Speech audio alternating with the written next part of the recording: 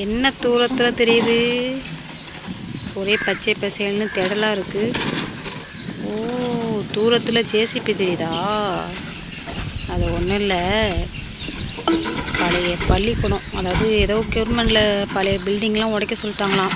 அதனால் நான் 1ஆவதுலேருந்து 5ஆவது வரைக்கும் படித்த பள்ளிக்கூடத்தை இடிச்சிட்ருக்காங்க. கொஞ்சம் மனசு கஷ்டமாக தான் இருக்குது. சரி, நம்ம படித்த ஸ்கூலு அப்படி இருந்துச்சு அப்படின்னு சொல்லிட்டு ஒரு ஞாபக சின்னமாக இருந்துச்சு. அந்த ஸ்கூலை இடிக்க போகிறாங்க. இப்போ 1ஆவதுலேருந்து 5ஆவது வரைக்கும் படிக்கிறதுக்கு சுனாமி நகரில் புது ஸ்கூல் கட்டிட்டாங்க. அங்கே தான் ஸ்கூல் ரன் ஆகிட்டுருக்கு. இது ரொம்ப நாளாக ரன் ஆகாமல் இருந்தது. கிட்டத்தட்ட ஒரு 20-30 வருஷம் இருக்கும். அந்த பழைய பில்டிங் தான் இது. நான் 2002 வந்து 5ஆவது முடித்தேன். சரி, நம்ம படித்த பள்ளிக்கூடம் அப்படின்னு சொல்லிட்டு ஒரு ஞாபகம் இருந்துச்சு. இடிக்கிறாங்கப்பா, ஞாபக சின்னங்கள் போகுது. சரி, போகட்டும். இது யாருக்கு தெரியுமா இப்போ யூஸ் ஆகிட்டு இருந்தது?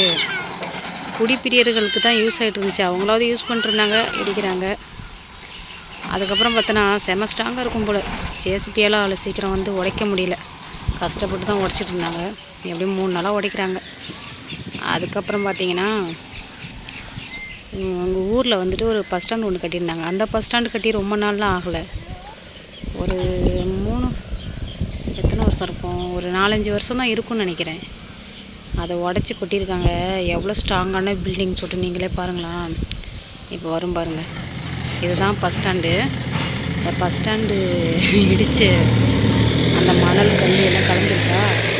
எவ்வளோ சிமெண்ட் கலந்து கட்டியிருந்தா அந்த கல் செங்கல் வந்து பிரியாமல் ஒட்டி ஒட்டி கிடக்கு பாருங்கள்.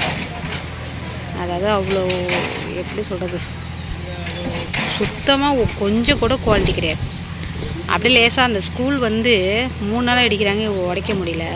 இதை சும்மா தட்டி விட்டதும் இடிஞ்சிருச்சு. அப்படின்னா எவ்வளோ ஸ்ட்ராங்காக கட்டியிருப்பாங்க.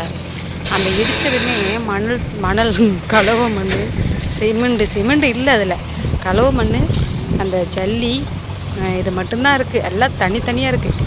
எவ்வளோ குவாலிட்டியான பஸ் ஸ்டாண்டு தெரியுமா அது?